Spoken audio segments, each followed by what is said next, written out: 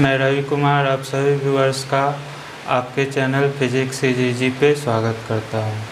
तो last class में हम लोग समांतर पट संधारित्र की धारिता निकालना सीख लिए थे, जो कि अगर वायु संधारित्र था तो क्या हो रहा था, C बराबर एप्सिलॉन नॉट A/d। और यदि उसके बीच कोई परावैद्युत माध्यम जिसका अपेक्षित विद्युतशीलता ER था भर दिया जाता था, तो कुछ नहीं करते थे, एप्सिलॉन नॉट में ER से गुना कर देते थे, तो एप्सिलॉन नॉट ER A/d हो जाता था। तो अच्छी तरह से हम लोग वहाँ पे समझ चुके हैं, आपको लिखा भी दिए हैं लास्ट लेक्चर में कैपेसिटर का। और आज का क्लास में हम हेडिंग आपका लिख दिए हैं capacitance of parallel plate capacitor with compound dielectric, यानी कि यौगिक परावैद्युत माध्यम वाले समांतर पट संधारित्र की धारिता।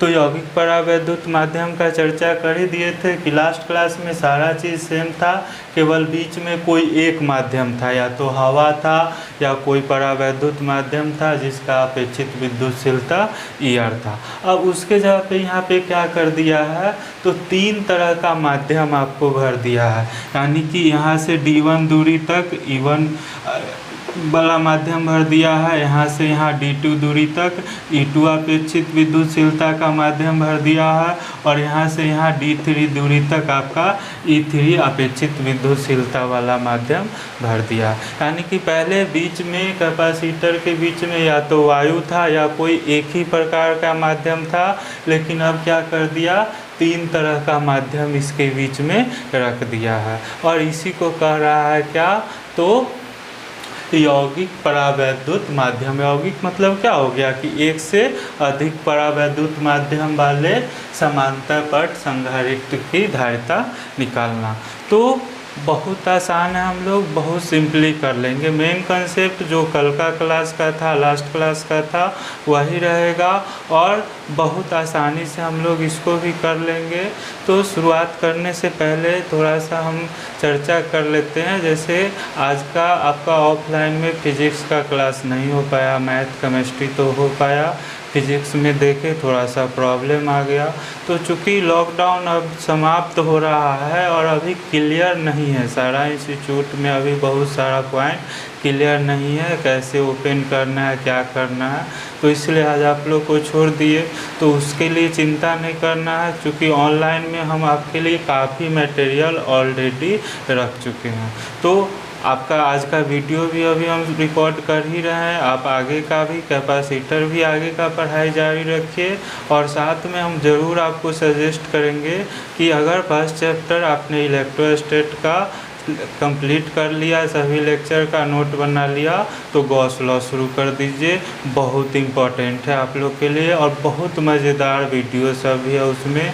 तो गॉस लॉ आप चैप्टर 2 में आप फर्स्ट लेक्चर से देखना शुरू कर दीजिए और नोट बनाते जाए। यानी एक दिन में 2-3 वीडियो का टारगेट रखिए, लेकिन पहला प्राथमिकता या करंट को रखिए कि कैपेसिटर का डालेंगे, उसका नोट बना लीजिए। फिर आप कुछ बीच में गैप देके आप फिर गॉस लॉ शुरू कर सकते हैं, उसका बनाते जाइए। तो क्लास आपका अब मंडे को खुलेगा ऑफलाइन, और ऑनलाइन तो हम लगातार डालते ही रह रहे हैं, आपको जितना हमसे संभव हो सकेगा। अब हमारे लिए थोड़ा मुश्किल भी बढ़ने वाला है, क्योंकि दोनों ऑफलाइन ऑनलाइन दोनों संभालना होगा। फिर भी जब तक होगा हम कोशिश करेंगे कि आप लोग का सिलेबस समय से हम कंप्लीट कर लें। तो यहाँ एक चीज़ और आप लोग को ध्यान रखना चाहिए कि स्टूडेंट हमेशा आसान रास्ता खोजता है, और आसान के चक्कर में ऐसा ना हो कि आप गलत रास्ते पे चले जाएं, ठीक है। चूँकि समय नहीं है, अगर गलत रास्ते में जाके जो समय आप अपना बर्बाद कर लीजिएगा, अब उसको मेकअप करने का कोई उपाय नहीं है। जब रियल काम के लिए समय नहीं है तो फिर उसका मेकअप कहाँ से हो पाएगा। तो जैसे आप लोग को बता रहे हैं, पूरा कंसंट्रेट कीजिए।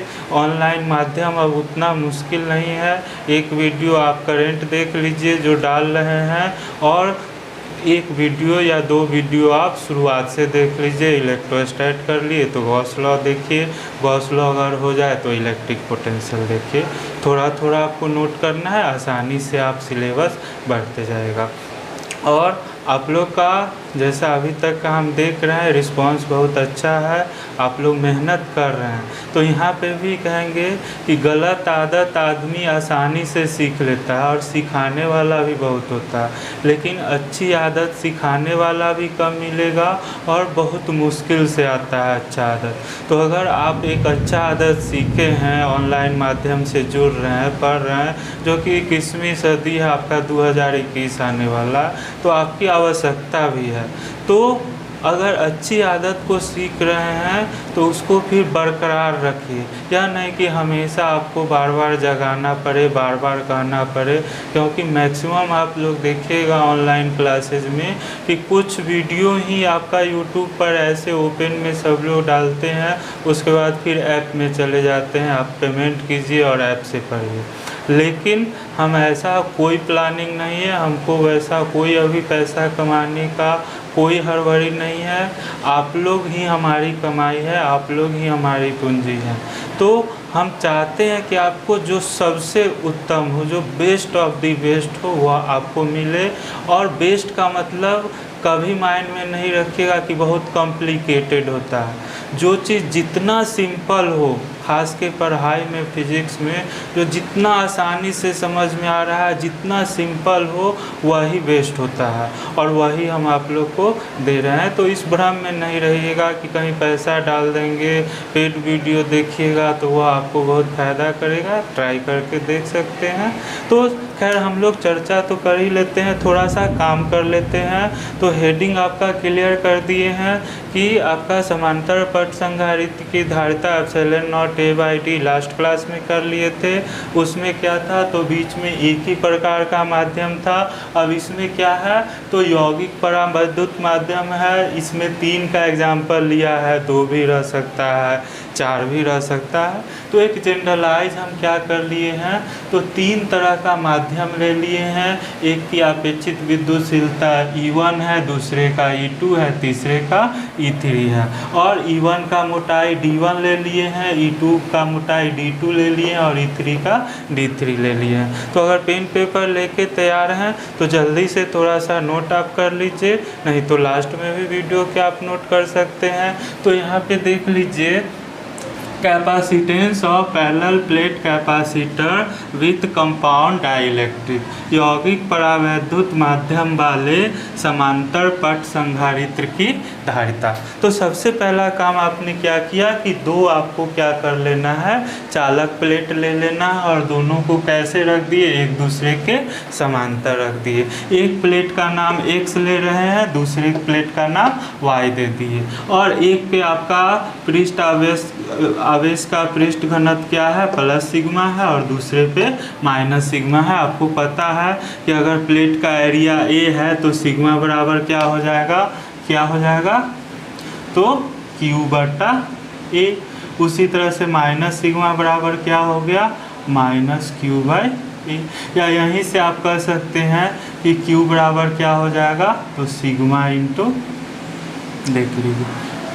तो हो सकता है कि Q बराबर हम कहीं पे सिग्मा इंटू A लिखेंगे तो आपको थोड़ा भी दिक्कत नहीं है, चूँकि आवेश का पृष्ठ घनत्व क्या होगा, तो Q/A। जहाँ Q क्या है, तो इस प्लेट को दिया गया आवेश, अगर इस पे प्लस Q दिए तो इस पे क्या हो गया, -Q हुआ। और यह इस पृष्ठ का जो +Q आवेश है वह कहाँ चला गया, तो भूमि के इलेक्ट्रॉन से वह निष्क्रिय हो गया, निष्प्रभावी हो गया। तो अगर जब भी कैपेसिटर है इस पे +Q आवेश देंगे, अपोजिट पे क्या हो गया, -Q आवेश उत्पन्न हो गया। तो इसका पृष्ठ घनत्व प्लस सिग्मा लिए हैं, तो प्लस सिग्मा बराबर क्या हो गया, Q/A।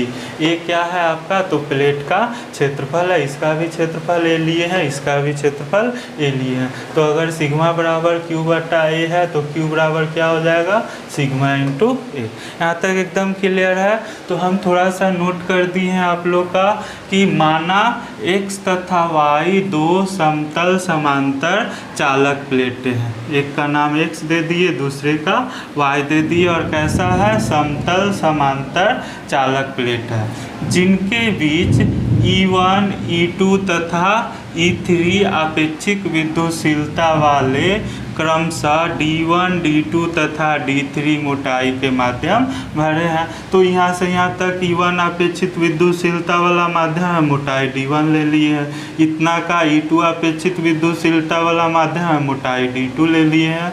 और यहाँ से यहाँ तक आपका क्या है, तो E3 अपेक्षित विद्युतशीलता वाला माध्यम है, जिसका मोटाई क्या ले लिए हैं, D3 ले लिए हैं। तो थोड़ा सा लैंग्वेज तो आपको एग्जाम में लिखना ही है, इसलिए यह लिख दिए हैं। तो आगे है प्लेट X पर आवेश का पृष्ठ घनत्व प्लस सिग्मा, जो कि क्या हो जाएगा, Q/A, तथा प्लेट Y पर आवेश का पृष्ठ घनत्व माइनस सिग्मा क्या हो गया, -Q/A है। प्लेटों के बीच विद्युत क्षेत्र की तीव्रता।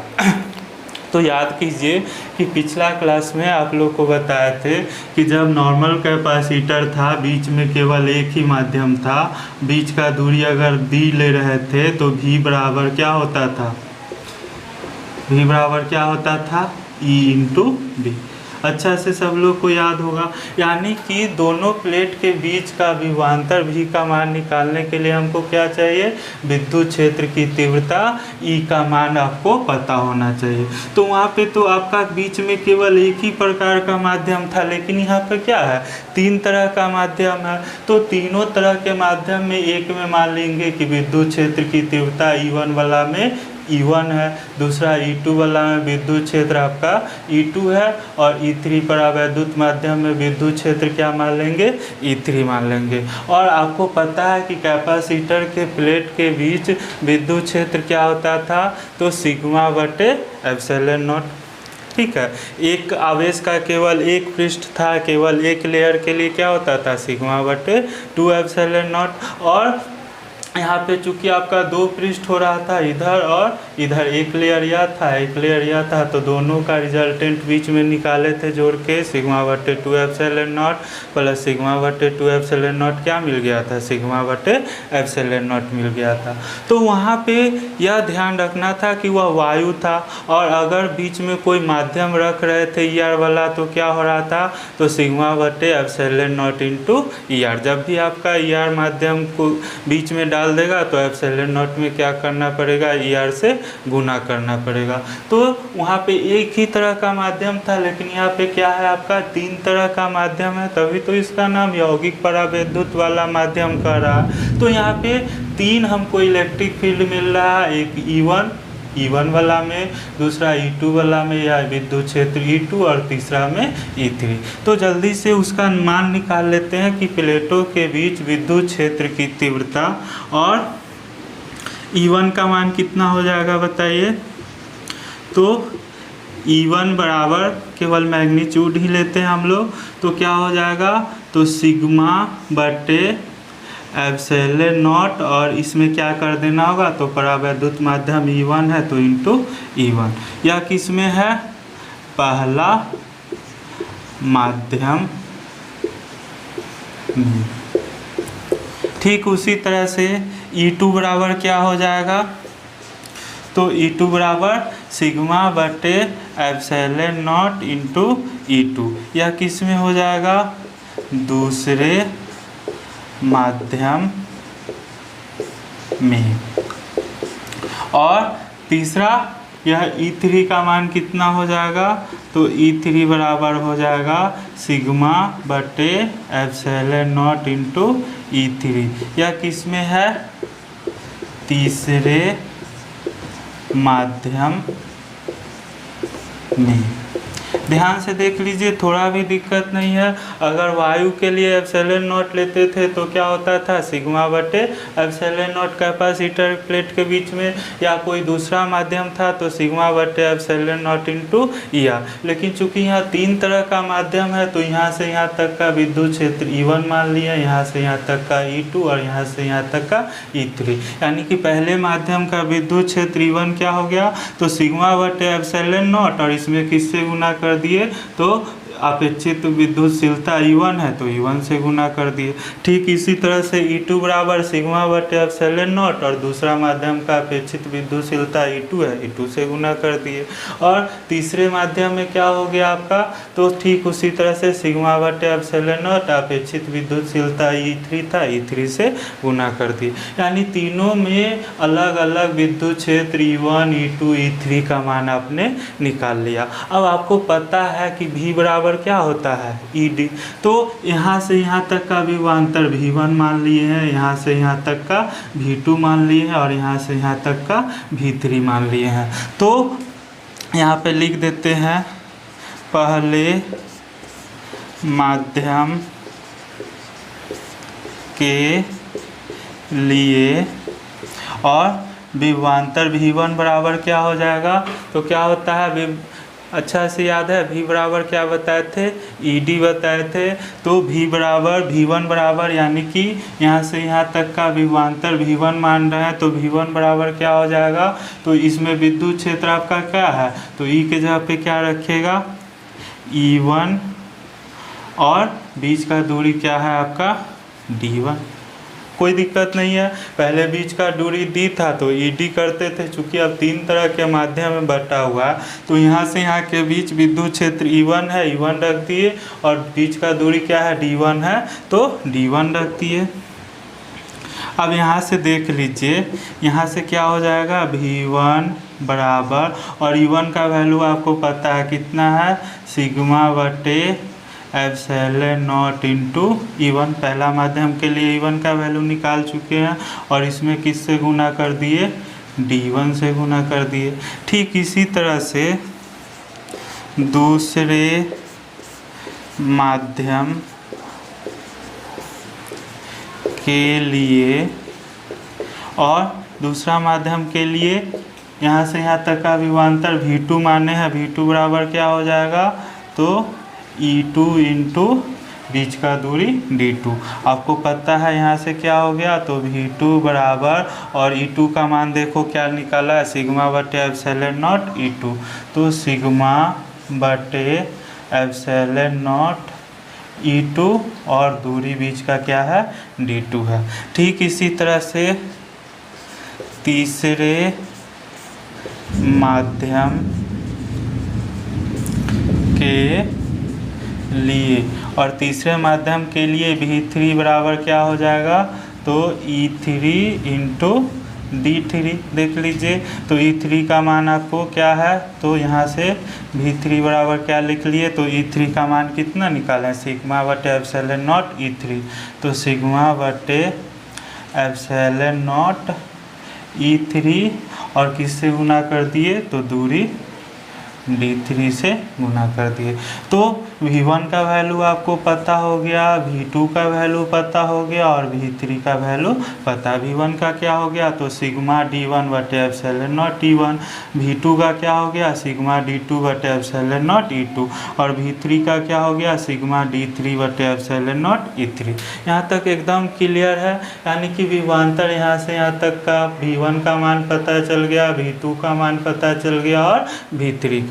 और आपको पता है विभवांतर क्या होता है, आदर्श राशि है। तो x और y के बीच का विभवांतर, यानी यहाँ से और यहाँ तक का विभवांतर अगर v लेते हैं, यानी दोनों प्लेट के बीच का विभवांतर v लेते हैं, तो v बराबर क्या हो जाएगा, V1 plus V2 plus V3। कोई दिक्कत नहीं है। तो यहाँ से आप लिख सकते हैं V1 के जगह पे क्या लिख दीजिएगा, तो सिग्मा बटे एप्सिलॉन नॉट। तो तीनों में देखो V1 में भी सिग्मा बटे एप्सिलॉन नॉट है, V2 में भी सिग्मा बटे एप्सिलॉन नॉट और V3 में भी सिग्मा बटे एप्सिलॉन।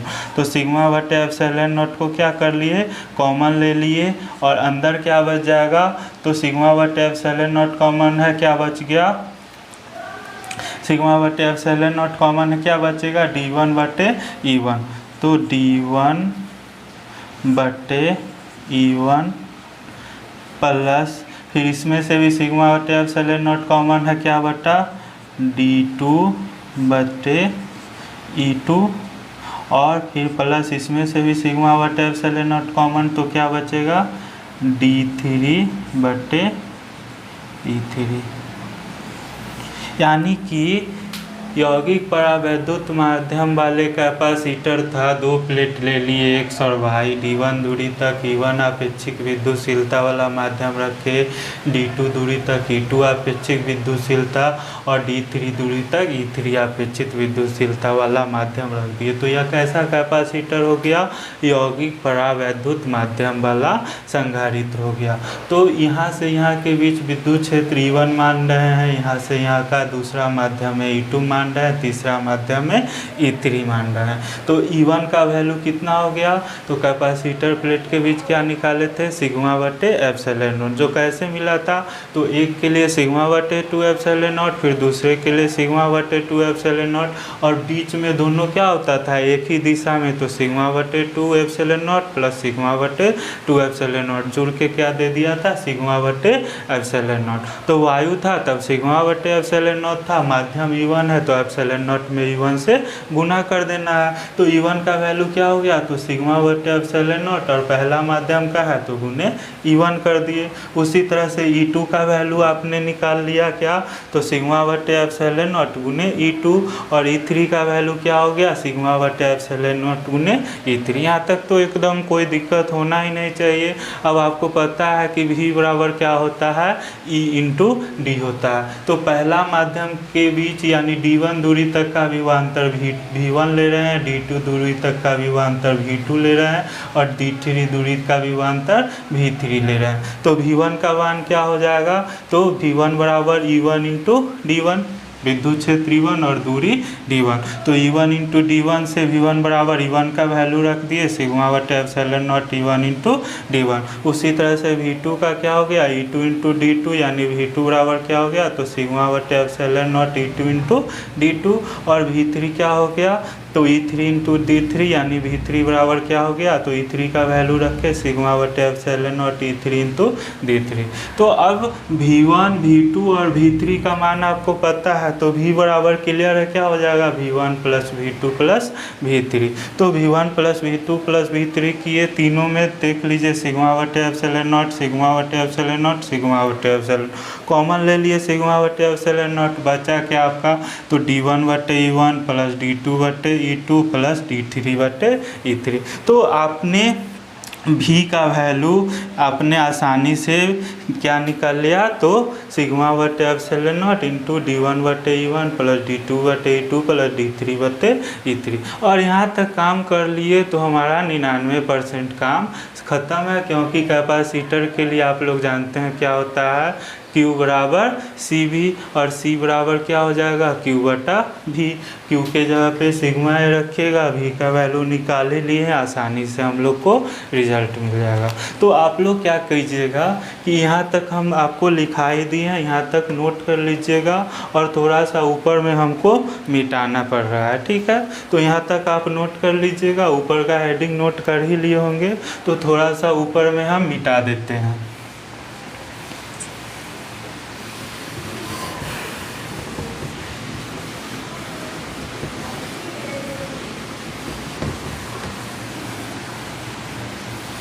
तो अब यहाँ से देखिएगा कि यहाँ तक तो वैल्यू आसानी से हम लोग निकाल ही लिए हैं। इसको भी समीकरण 4 दे दीजिए, कुछ नाम दे दीजिए, और यहाँ से अब वापस कहाँ जा रहे हैं?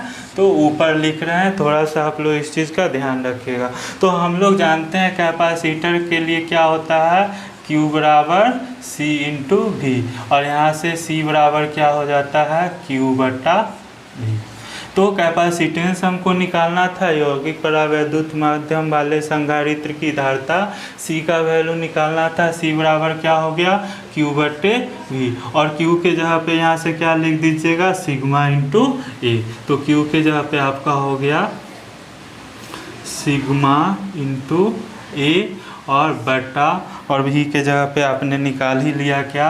तो सिग्मा बटे एप्सिलॉन नॉट, और क्या?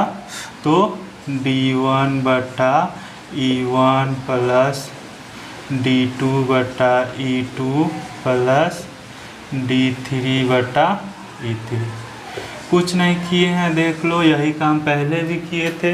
तो Q बराबर सी वी, सी बराबर क्या हो गया Q बट्टा वी, Q के जगह पे तो चूंकि सिग्मा बराबर Q बट्टा ए होता है तो Q बराबर क्या हो गया सिग्मा इंटू ए, तो Q के जगह पे सिग्मा इंटू ए रख दिए। V का मान देखो यहाँ निकाले लिए हैं सिग्मा बट्टे एप्सिलॉन नॉट इंटू इतना, तो वही यहाँ से उठा के यहाँ पे रख दिए सिग्मा बट्टे एप्सिलॉन नॉट इंटू d1 बटा i1 प्लस d2 बटा i2 प्लस d3 बटा e3। अब देखिए सिग्मा से सिग्मा कट गया और क्या बच गया आपका, देख लीजिए। तो यह एप्सिलॉन नॉट है, बटा में है, ऊपर जाएगा तो गुना हो जाएगा, क्या हो गया एप्सिलॉन नॉट ए और बटा d1 बटा e1 प्लस d2 बटा e2 और प्लस d3 बटा e3।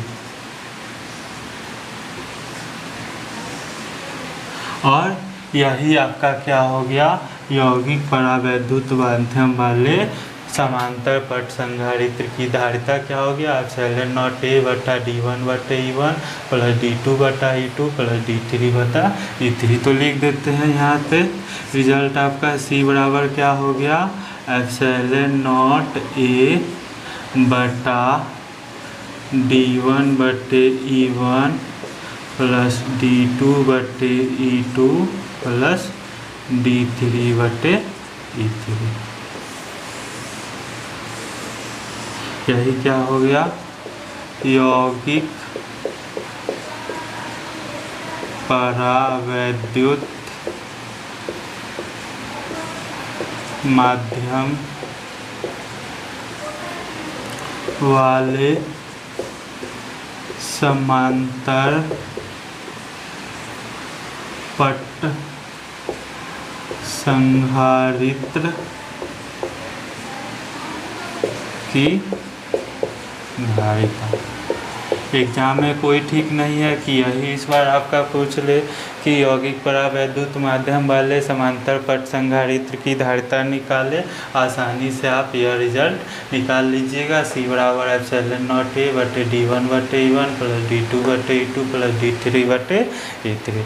तो यहाँ तक कोई दिक्कत नहीं होगा, अच्छा से आप लोग नोट कर लीजिएगा। केवल हेडिंग मिटाए थे और फिर यहाँ से आपका वापस यह लिख दिए थे, तो नोट करने में भी कोई दिक्कत नहीं होगा। बहुत इम्पोर्टेंट है आप लोग के लिए और इससे न्यूमेरिकल वगैरह भी पूछेगा, लेकिन ज़्यादा चांस है कि लॉन्ग क्वेश्चन में ही आपका पूछ लेगा। तो यहाँ तक अच्छा से सब लोग नोट कर लीजिए।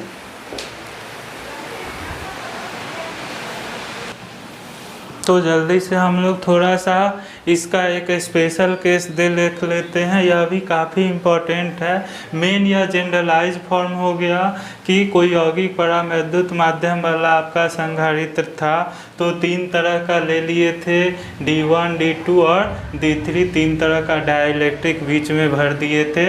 तो हमको कैपेसिटेंस पहले निकाल लिए, क्या मिल गया एप्सिलॉन नॉट ए बटे D1 और D1 वाला का परावैद्युतता क्या था E1 था, तो बटा E1 रख दिए, या अपेक्षिक विद्युतशीलता E1 रख दी, प्लस D2 बटे और D2 दूरी तक अपेक्षित विद्युतशीलता E2 था तो E2 रख दिए, प्लस D3 बटे और D3 मोटाई में अपेक्षित विद्युतशीलता E3 था तो E3 रख दिए। तो बहुत आसानी से ये आपको याद भी रहेगा एप्सिलॉन नॉट ए बटे यह। अब इसी में एक स्पेशल केस कह रहा है आपको क्या कि वहाँ पे आपका क्या कर लिया था, यहाँ से यहाँ तक D1 दूरी तक E1, फिर D2 दूरी तक E2, फिर D3 दूरी तक E3 अपेक्षित विद्युतशीलता का माध्यम रख दिया था। तो यह जनरलाइज रिजल्ट हुआ।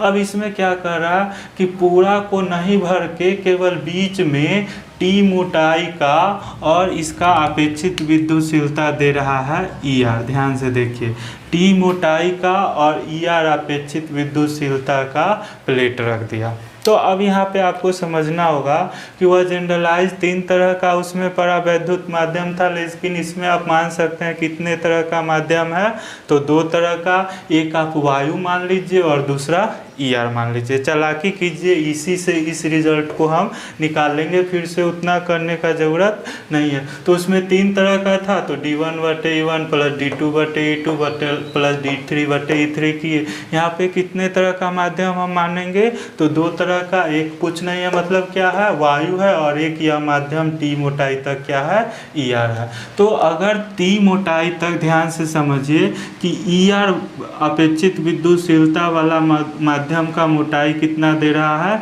T, यानी T मोटाई का प्लेट है, तो वायु का मोटाई कितना बच गया, तो वायु की मोटाई, तो अगर बीच का दूरी आपका यहाँ से यहाँ तक d था और इसमें T मोटाई तक ई आर माध्यम है, तो वायु का मोटाई कितना बचेगा, D माइनस T। यानी अब पहले आपने जहाँ केस देखा था कि 3 तरह का माध्यम था, अब कितना है, 2 तरह का माध्यम है, जिसमें वायु वाला माध्यम कितना है, D माइनस T मोटाई तक है, और शेष ई आर वाला माध्यम कितना मोटाई तक है, T मोटाई तक है। तो थोड़ा समय बचाने के लिए हम लिख दिए हैं पहले ही आप लोग का, चूँकि नोट भी ज़रूरी है आप लोग का, तो जल्दी से नोट कर लीजिए। प्लेटों के मध्य आंशिक रूप से परावैद्युत पदार्थ होने पर, यानी कि पूरी तरह से परावैद्युत पदार्थ नहीं भरा, क्या भरा, केवल T मोटाई तक ई आर अपेक्षित विद्युतशीलता का माध्यम भर दिया। तो इसी इक्वेशन से हम इसका रिजल्ट निकाल लेंगे, कैसे, तो T मोटाई तक ई आर अपेक्षित विद्युतशीलता का माध्यम है, तो बाकी जो बचा उसमें क्या बच गया, वायु बच गया। वायु की अपेक्षित विद्युतशीलता क्या लेते हैं, 1 लेते हैं, और वायु का मोटाई कितना हो गया, D माइनस T। यानी इस फॉर्मूला में 3 था तो 3 रखे थे, अब केवल क्या लेंगे, केवल 2 तरह का माध्यम लेंगे। तो जल्दी से आप लोग नोट कीजिए, यदि संधारित्र की दोनों प्लेटों के बीच दूरी D हो तथा उनके बीच ई आर अपेक्षित विद्युतशीलता तथा T मोटाई की प्लेट रखी हो, तो प्लेटों के बीच वायु की मोटाई क्या हो जाएगा, तो अगर T निकाल दीजिएगा, पूरा दूरी D था, T निकल गया, कितना बचा, D माइनस T होगा। और समीकरण 1 से क्या हो जाएगा, तो संधारित्र की धारिता C बराबर, ध्यान से समझ लीजिए, एप्सिलॉन नॉट A है तो एप्सिलॉन नॉट A रख दिए। अब यहाँ D1 के जगह पे हम क्या रख दिए, तो अगर D1 के जगह पे हम वायु वाला ले रहे हैं, तो वायु का मोटाई कितना निकाले हैं, D माइनस T। तो उसमें अगर मोटाई D1 था तो D1 रखे, यहाँ पे वायु का मोटाई कितना निकाले, D माइनस T।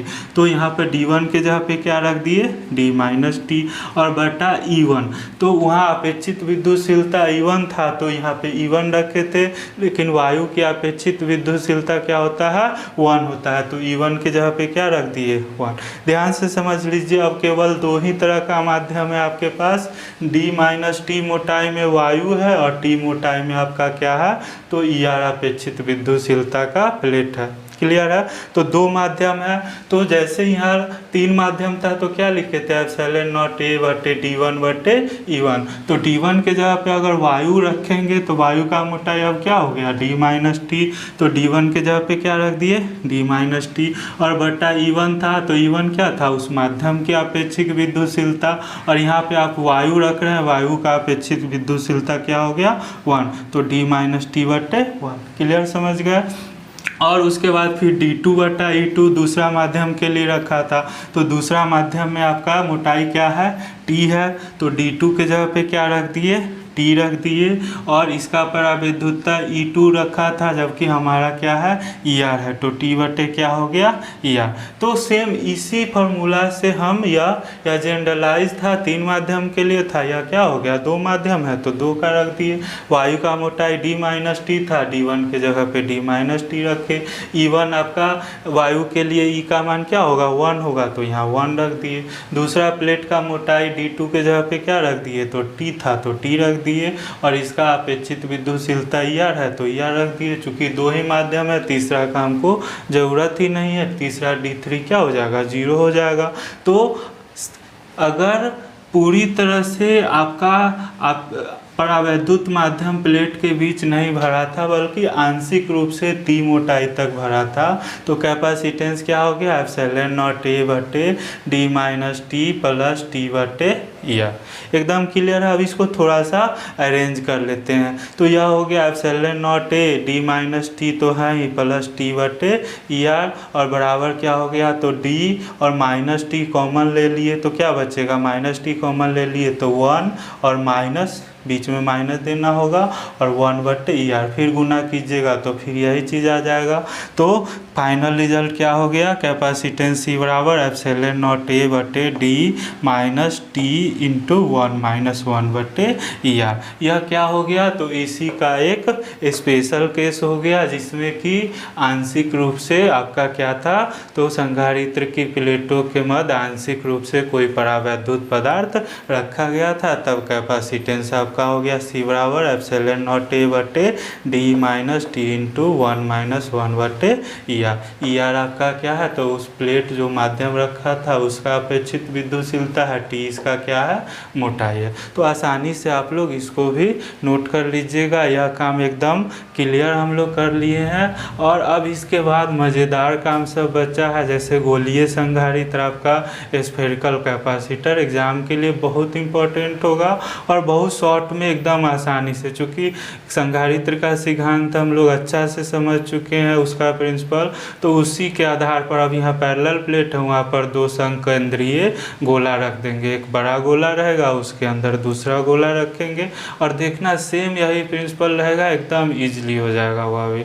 तो इम्पोर्टेंट भी है और चूँकि बेसिक हम लोग क्लियर कर चुके हैं तो आगे भी हम लोग को अब थोड़ा भी समस्या नहीं होगा। केवल थोड़ा पेशेंस के साथ आप लोग, या नहीं कि आसान के फेर में, या अभी भी बहुत सोच रहा होगा कि ऑनलाइन पढ़े ऑफलाइन पढ़े, कुछ नहीं, आपको हम मौका दे रहे हैं, आप काम करते जाइए, नोट बनाते जाइए। अभी कैपेसिटर को पढ़िएगा, अच्छा से इसका नोट लिख लीजिएगा, उसके बाद बीच में आप मैथ वगैरह पढ़िए, केमिस्ट्री पढ़िए। एक बार शाम में आप खोलिएगा, अगर इलेक्ट्रोस्टैट पढ़ लिए हैं, स्थिर विद्युत पढ़ लिए हैं, काफ़ी इम्पोर्टेंट है, तो गॉस लॉ शुरू कर दीजिए। गॉस लॉ पढ़ लिए हैं तो विद्युत विभव शुरू कर दिए। आसानी से आपका काम हम ख़त्म करते चले जाएंगे। तो आज का क्लास यहाँ तक ही रहेगा, इसको नोट कर दीजिए। थोड़ा भी दिक्कत होगा कमेंट में हमको बताइए। बुक से अगर नोट कीजिएगा तो सावधान रखिएगा, बुक में थोड़ा सा मिसप्रिंट है, इसलिए हम कहते हैं कि वीडियो देख के समझ के तभी आप नोट कीजिए, नहीं तो ब्लंडर सब है बुक में, काफ़ी दिक्कत हो जाएगा फिर आप लोग को।